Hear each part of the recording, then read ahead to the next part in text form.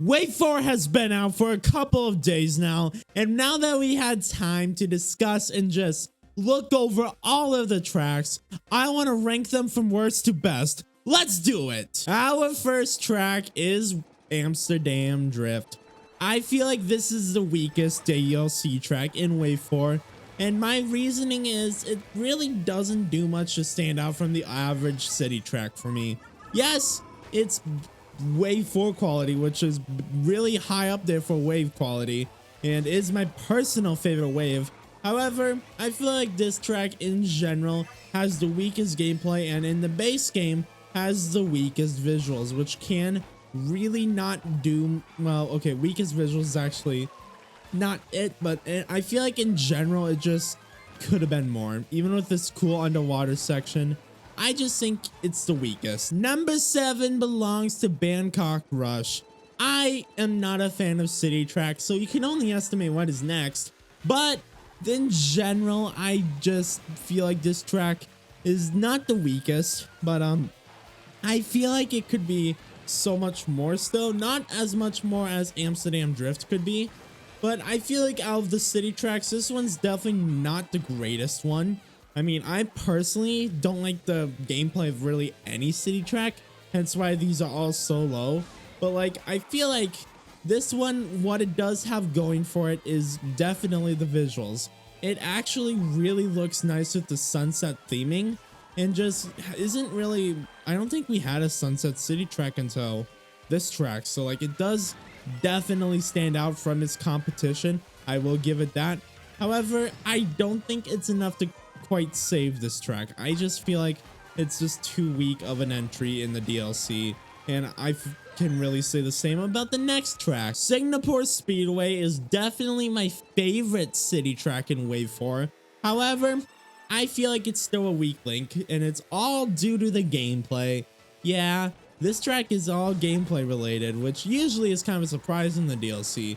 Usually I kind of really like the gameplay, but this one's just like the gameplay on this just I don't really I don't like it that much. Like, the visuals are such a nice thing. I love how the visuals look on this track even in the base game, but like the gameplay, I'm playing on 200cc right now and it feels quite lengthy and boring, if I'm being honest. Like, it's not the best gameplay track out there, which it's definitely honestly the worst. It's just the visuals save it for me personally, and that's something if the gameplay is the worst, but the visuals are good. I feel like that's the one problem with the DLC in general. It cannot find its consistency. But you know, that's another topic for another day. Just know, I feel like this track is the weakest link in Wave 4. Waluigi Pinball is number 5. This one may come as a shock to some of you. I love this track. This is at the point where we really start to see the tracks that I actually love, because I love every single Wave 4 Nitro track that isn't the city track. So, you know, that's fun. But this one, what makes this one the lowest? It's actually the slippery road. The visuals are top notch. I don't think I would change almost a single thing about the visuals outside of a few small details. But I'm talking about like the base game visuals. There are a few things I would probably change, but not like big things. I meant like big things I would change. But the problem here is definitely the slippery road on the gameplay. It feels like it's slippery, and I think it is slippery. So that does hold it back, because I feel like the track being this track specifically, I feel like it could be much more fun if the gameplay on the road wasn't slippery and it had normal game physics. Like, I don't know if I'm wording this right for y'all, but like, I just feel like having more slidey physics definitely does not help the gameplay, and in my opinion, it could even hinder it. Number 4 is the GBA track, GBA Riverside Park. What makes this one number 4? Well, it kind of is a very similar situation to Waluigi Pinball, except instead of having slippery and slidey gameplay, my problem with the gameplay is it's just really basic. And I feel like, you know, it could use some aspects to make it a little better in my opinion, but overall, I really like it, and ironically, despite everything, this has really nothing wrong with it visually. Like, obviously, there's some small details I would personally improve on, but like in general, this track, it's fine to play. It's fun. It's just really short and basic, which I get it. Having a basic track per wave makes sense, but I feel like we get that with our number 3 entry, the same like concept of basic gameplay, if that makes sense. Obviously, this is really good. I just wish they kind of like made it a slightly different gameplay, which obviously is probably harder because Mario Kart Tour, but like, yeah, personally, the gameplay is definitely my biggest gripe with this. Other than that, I would really like it. All right, now we are on to the top 3 with DS Mario Circuit. For those who don't know, I made a lot of DS Mario Circuit custom tracks in Mario Kart Wii, so I feel like I'm obligated to say a lot of things about this track, and I love it. I love this track. There may be some bias because I hate my Mario Kart Wii custom track version with a burning passion, but like, I love what Nintendo did to this track, and it's personally one of my favorite Mario circuits, so it's a recipe for greatness, honestly. One of my favorite Mario circuits in a game that modernizes the tracks to be honestly better most of the time. I would say that's a pretty good win, even if it didn't turn out well. And sure enough, it turned out really well.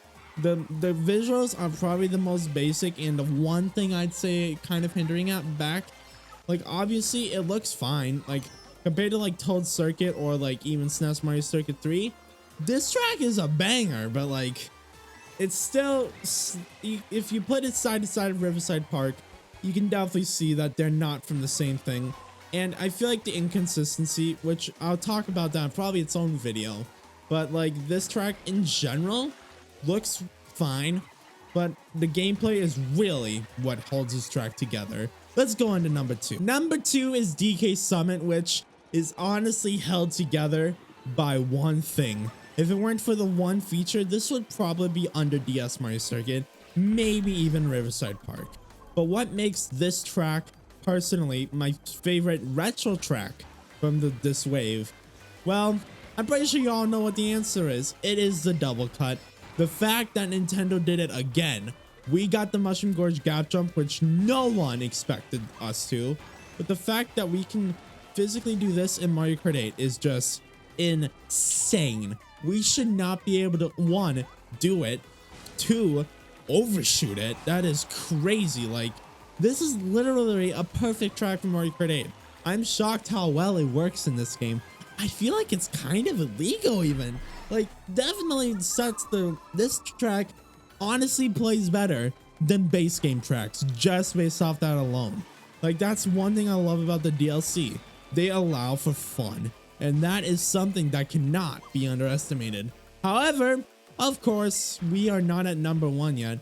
So let's go on to the final, the only number 1, and you know what it is. In my opinion, this track, Yoshi's Island, is the perfect Mario Kart track, gameplay and theming wise. Like, what I mean by that is this is phenomenal. This track just blows my mind with the gameplay and features an inspiration.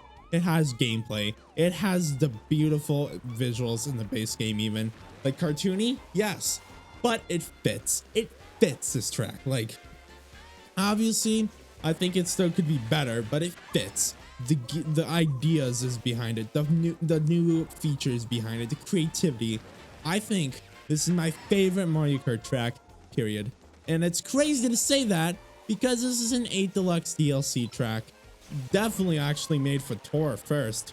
No way this isn't made for Tour. I mean, these all are from Tour, so like, it makes sense. However, this track is like the first Nitro track in this DLC that blew my mind, and it really did in a good way. Like, let's think about the previous ways. We had we had Rectangle of Ninja Hideaway and 2 ovals with the last 2 Nitros. This one is the only one with a genuinely fun layout and the theming behind it and the ideas and the cloud and the bridge. It's all so good. It's Yoshi, and it has its own custom ending song. They knew just by putting that custom ending song, they knew people would love this track with the passion. And I cannot agree more that this is personally my favorite Mario Kart Wave 4 track.